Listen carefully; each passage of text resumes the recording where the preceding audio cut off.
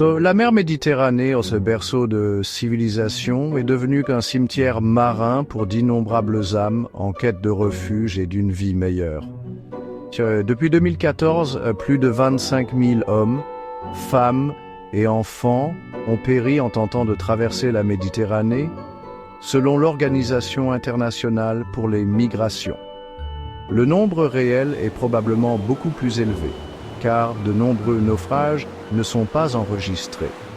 Chaque année, des centaines de milliers de personnes se lancent dans des voyages périlleux à travers la mer, fuyant les conflits, les persécutions et la pauvreté. Rien qu'en 2022, plus de 180 000 personnes sont arrivées en Europe par la Méditerranée. La Méditerranée reste la route migratoire la plus meurtrière au monde. Un sombre témoignage du coût humain du désespoir. Il est de notre devoir de nous souvenir de ces personnes, non pas comme des statistiques, mais comme des mères, des pères, des fils et des filles qui ont tout risqué pour avoir une chance d'un avenir meilleur. Les voyages entrepris par les migrants et les réfugiés à travers la Méditerranée sont semés d'embûches, commençant souvent à des milliers de kilomètres des côtes européennes. Deux routes principales ont émergé, la route de la Méditerranée centrale, de la Libye vers l'Italie, et la route de la Méditerranée occidentale, du Maroc vers l'Espagne. La route Libye-Italie, connue pour ses traversées maritimes périlleuses, est la plus empruntée et la plus meurtrière. Les migrants, principalement originaires de pays d'Afrique subsaharienne, endurent souvent des voyages éprouvants à travers le désert du Sahara avant d'atteindre la Libye. La route Maroc-Espagne, bien que plus courte, présente ses propres dangers, notamment le détroit de Gibraltar, particulièrement difficile à traverser. Comprendre ces routes est essentiel pour saisir la complexité de la crise migratoire en Méditerranée. La décision de se lancer dans un voyage périlleux à travers la Méditerranée est rarement prise à la légère.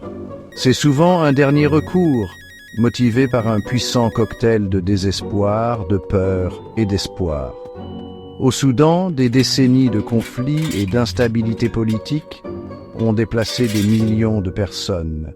L'Érythrée, sous un régime autoritaire, souffre de la répression et des violations des droits de l'homme, poussant de nombreuses personnes à fuir.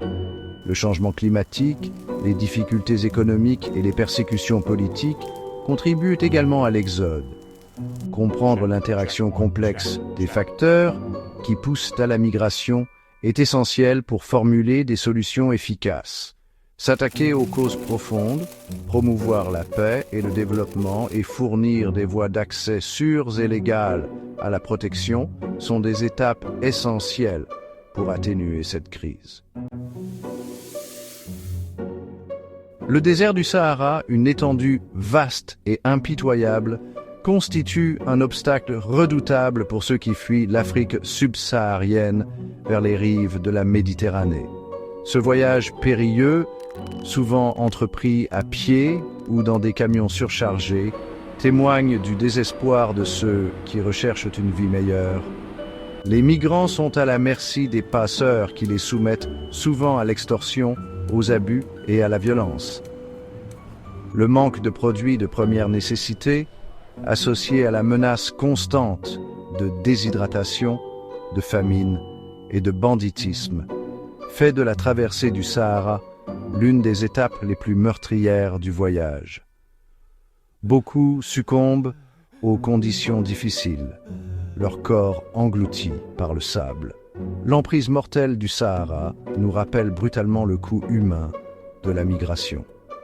La communauté internationale doit travailler ensemble pour s'attaquer aux causes profondes de la migration et fournir une protection à ceux qui fuient la persécution et la misère.